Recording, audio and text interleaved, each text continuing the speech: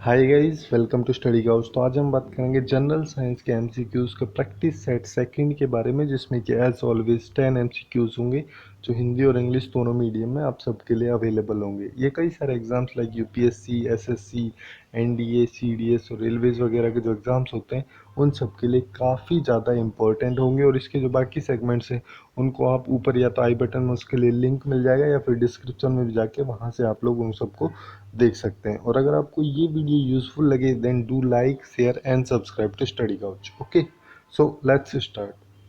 तो first question है यहाँ पे बेसिकली डेंसिटी से रिलेटेड है। मतलब अगर किसी बॉडी की जो डेंसिटी है, जिसको हिंदी में घनत्व बोलते हैं, अगर वो डेंसिटी लिक्विड की डेंसिटी से ज़्यादा होती है तो ऐसी सिचुएशन में क्या होता है। तो ऐसी सिचुएशन में जो बॉडी की डेंसिटी ज़्यादा होती है तो वो उस लिक्विड में डूब जाती है। जैसे कि किसी भी स्टोन को अगर पानी में फेंका जाता है तो वो स्टोन डूब जाता है, क्योंकि स्टोन की जो डेंसिटी है वो वाटर की डेंसिटी से काफ़ी ज़्यादा होती है। तो यहाँ पे इस क्वेश्चन का जो करेक्ट आंसर है वो हो जाएगा बी। अब नेक्स्ट क्वेश्चन की बात करते हैं। नेक्स्ट क्वेश्चन बेसिकली यहाँ पे ये पूछा गया कि हॉर्न सिल्वर जो है उसके नाम से ये जो चार ऑप्शंस दिए गए इनमें से किस मिनरल को जाना जाता है। तो एक मिनरल होता है AgCl, ठीक है, जिसको कि सिल्वर क्लोराइड बोलते हैं। उस मिनरल को हॉर्न सिल्वर के नाम से भी जाना जाता है। तो यहाँ पे इस क्वेश्चन का जो करेक्ट आंसर है वो हो जाएगा बी। अब नेक्स्ट क्वेश्चन की बात करें तो नेक्स्ट क्वेश्चन बेसिकली यहाँ पे पूछा गया है ड्राई आइस या फिर सूखी बर्फ जो होती है वो एक्चुअली में क्या होती है। तो जो CO2 होती है, ठीक है, उसको एक सॉलिड फॉर्म में भी ऑब्टेन किया जा सकता है। उसमें होता क्या है कि जैसे लिक्विड जो CO2 होती है उसको एक्सपेंड करने के लिए अलाउ कर दिया, छोड़ दिया जाता है, तब जो CO2 है वो एक सॉलिड आइस मतलब या फिर ड्राई आइस के रूप में सॉलिडिफाई हो जाती है। तो यहाँ पे इस क्वेश्चन का जो करेक्ट आंसर है वो हो जाएगा ए। अब नेक्स्ट क्वेश्चन की बात करते हैं। नेक्स्ट क्वेश्चन में बेसिकली यहाँ पे तीन चार कंपाउंड्स दिए गए हैं, जैसे वाटर दिया गया है, CO2 दिया गया है, कार्बन डाइऑक्साइड और कार्बन मोनोऑक्साइड मतलब CO दिया गया है। तो इन तीनों में से बेसिकली यहाँ पे ये पूछा है कि इन तीनों में से ऑर्गेनिक कंपाउंड कौन से हैं या कौन सा है। तो ऑर्गेनिक कंपाउंड्स में बेसिकली होता क्या है कि CH बॉन्ड होना चाहिए। ओके, तो अब जैसे H2O जो है इसमें तो इसका फॉर्मूला क्या होता है H2O, ठीक है, वाटर का। अब इसमें कहीं पे भी कार्बन नहीं है तो ये हमारे ऑप्शन पे नहीं होगा। और जो CO2 है, ठीक है, CO2, अब इसमें कहीं पे भी हाइड्रोजन नहीं है। और जैसे CO है उसमें भी कहीं पे भी हाइड्रोजन नहीं है। तो इस वजह से ये तीनों में से कोई भी जो कंपाउंड है वो ऑर्गेनिक कंपाउंड नहीं है। तो यहाँ पे इस क्वेश्चन का जो करेक्ट आंसर है वो हो जाएगा डी। अब नेक्स्ट क्वेश्चन की बात करते हैं। नेक्स्ट क्वेश्चन बेसिकली यहाँ पे एक डिजीज़ के बारे में पूछा गया है, जिसको कि फुट एंड माउथ डिजीज़ के नाम से जाना जाता है। ये जो बीमारी है किन किन एनिमल्स में पाई जाती है।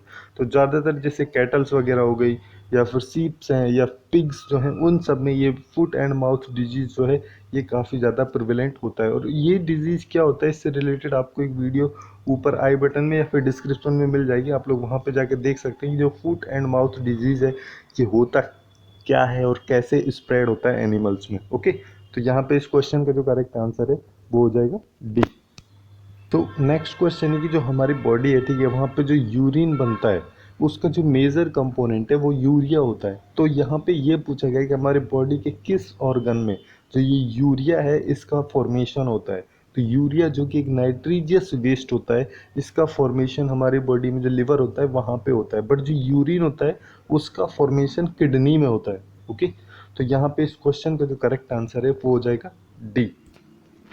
और अगर यहाँ पे पूछा जाता है कि यूरिन का फॉर्मेशन कहाँ पे होता है तो इसका करेक्ट आंसर हो जाता है ए, किडनी में। ओके, अब नेक्स्ट क्वेश्चन की बात करते हैं। यहाँ पे बेसिकली 5 दिए गए हैं, ठीक है, जैसे फर्स्ट में ग्लूकोज दिया गया है, सेकंड में लाइट है, थर्ड में CO2 दी गई है, फोर्थ में वाटर है और फिफ्थ में ऑक्सीजन है। और यहाँ पे बोला गया है कि जो फोटोसिंथेसिस जो होता है, प्रकाश संश्लेषण की जो क्रिया होती है, उसमें सबसे इम्पोर्टेंट कौन कौन से असेंशियल मतलब यहाँ पे कंपोनेंट्स होते हैं।